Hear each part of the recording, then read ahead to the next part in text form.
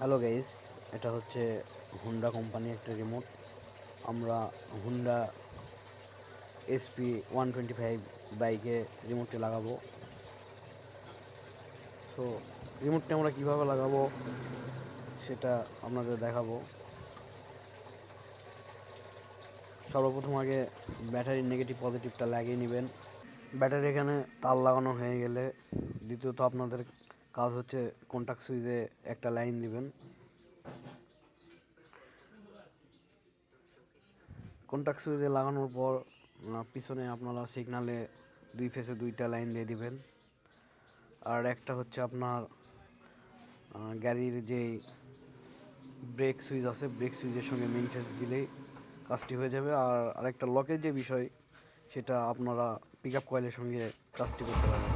Just কাজটি আমাদের হয়ে গেছে। ভিডিওটি যদি ভালো লাগে তাহলে আমাদের পেজে লাইক, কমেন্টস এবং সাবস্ক্রাইব করে বেল আইকন বটনটি অল করে দেবেন। আর ফেসবুক পেজের জন্য ভিডিওটি বেশি বেশি করে শেয়ার করে দেবেন।